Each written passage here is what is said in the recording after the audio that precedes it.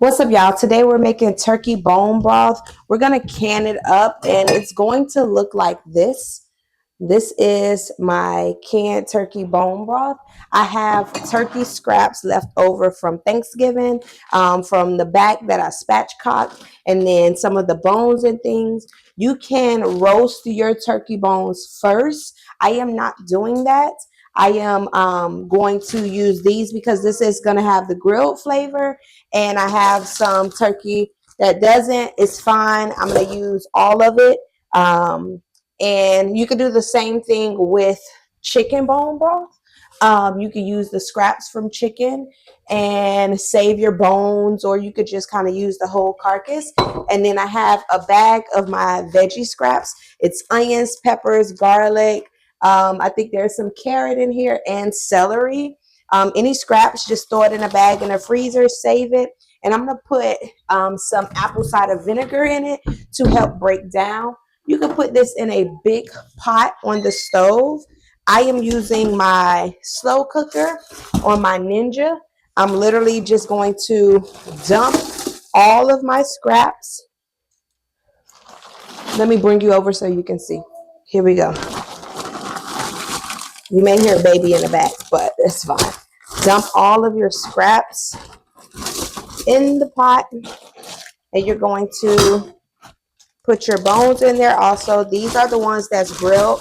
You can add different herbs to it, different herbs, different seasonings. I don't. Sometimes I'll add salt if I have not added it, but this turkey was seasoned, so I'm not worried about adding flavor. This is, what is this? This has to be a part of, I'm pretty sure that's the turkey. If it's not, it's probably chicken, and it's okay. I'm not really worried about that. This piece is probably not going to fit, unfortunately. So I'm going to save this for another batch of turkey broth. And we're going to fill this with water. But first, let's add some apple cider vinegar. My apple cider vinegar has a mother in it, so that's what I'm stopping. Um, this helps break down the bones and extract the collagen and all the nutrients from it. You don't want too much, but you want enough. Um, there we go. That should be enough. And we're going to fill this up with water. I'll be right back. We have this filled with water now. So that's it. You just put the bones, the veggies you want in there. You can use fresh veggies. I have, if I didn't have any scraps, but that is what I have. I'm going to put my lid on.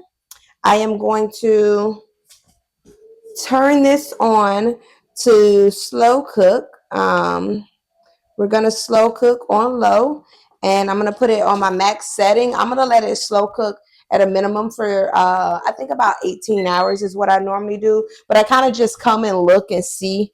But this is going to be for at least 12 hours later tonight. I'm going to check on it, and then I will reset it. After this, we're going to can it up. I'm going to make sure this video is not only making bone broth, but also canning it up so we know how to do that, because I have like chicken bone broth that's canned.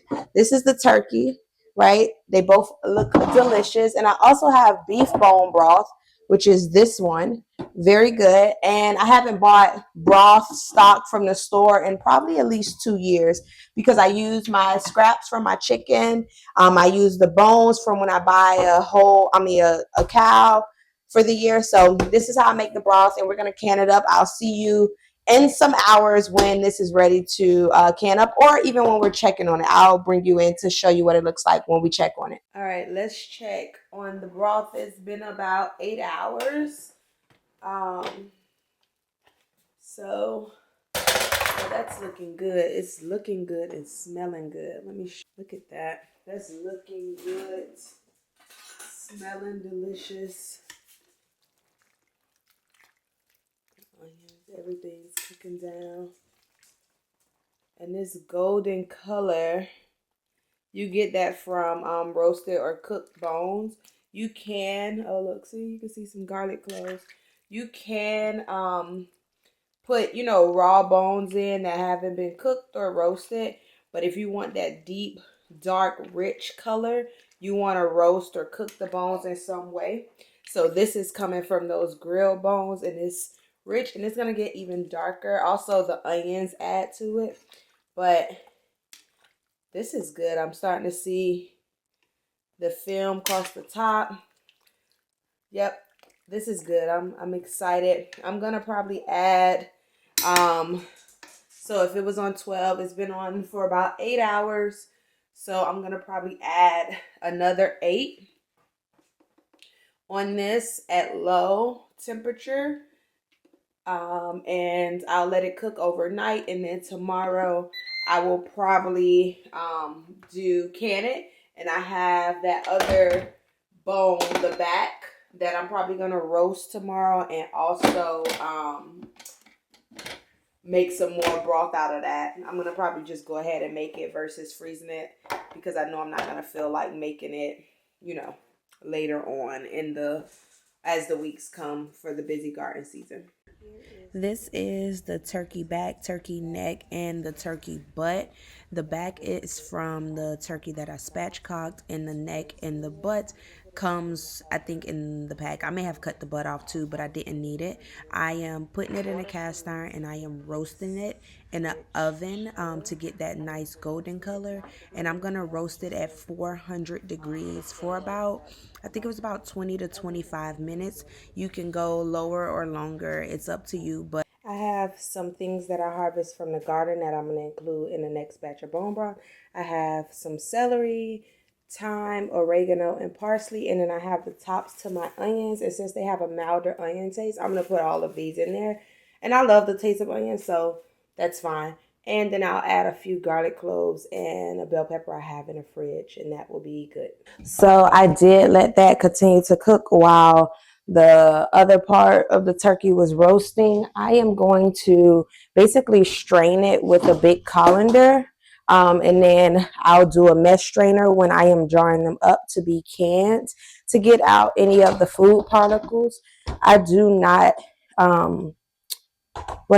take the fat layer off. I think it adds flavor to the broth. I'm okay with that. Like, you can kind of see it here, that white line at the top. I like it. It's fine. The can's fine. This is even the chicken broth one. I don't skim. That's the word I was looking for. Skim the layer off the top. But I'm excited to make some broth. It smells delicious. And it did go over about like an hour, which is fine. Oh, normally I do this over the sink. Normally I would do this over the sink, but I am trying to show you all.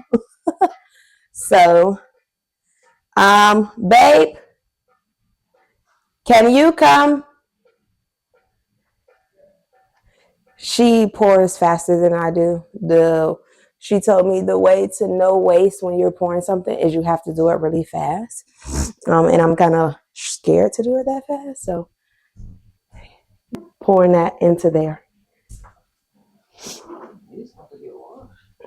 Yeah, that's okay.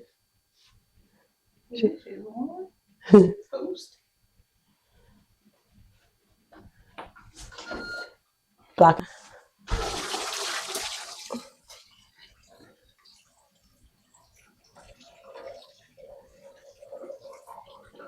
That all might splash, huh?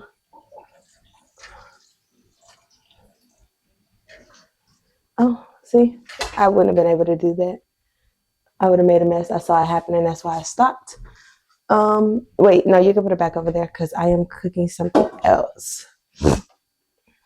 This is what this looks like. So all of the big food particles is strained out, as you can see. And I'm not gonna lie, I might put that back in the pot with the rest of the turkey and stuff. But I normally take this like a little masher and just mash to get kind of any excess flavoring out. I don't, it's just my little thing. But I mash it, mash it, mash it, mash it, mash it. And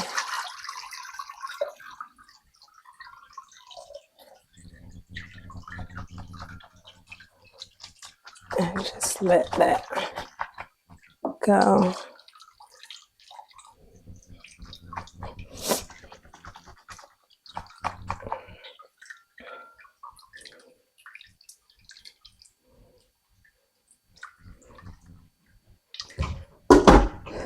And as you can see,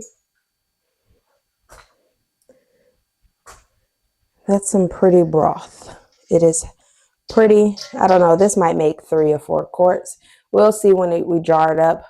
But I'm going to let this cool. And I'm not going to run a canner until each turkey broth is done. So this is going to be cool and stay cool in the refrigerator until probably tomorrow. Because tomorrow is when I'll can it up once I get the other batch of turkey bone broth going. And here is what the roasted turkey look like. Beautiful. It is beautiful. You can see it. See, that is going to give it a nice golden color. It might be even golden than the other one, but I'm going to mix the broth, so it's not going to really matter. But pretty and ready to go into the crock pot. Both broths are done, and the silver bowl is the broth that I cooked first. I did put it in the refrigerator overnight and it cooled, and in the pot is already the broth that was done. It is kind of room temperature at this point, but I am adding it together because obviously I want to mix it because of flavors, nutrients, and all of that. But I need to bring it to not a boil, but to a simmer in order to can it up. I cannot put cold broth in hot jars. You're gonna break your jars. So yeah, don't do that. Don't take it out of the refrigerator and put it into hot jars. So I am bringing this broth to a simmer just to get it a nice, nice temperature, warm, so that I can can it. My jars are going to be in a canner, warming up in water. I am going to post a video about how I can this broth, is how you can chicken bone broth, beef bone broth, and other things. But this is that video of just making the broth, and to come will be the canning the bone broth. Here is what the broth looks like in the final outcome.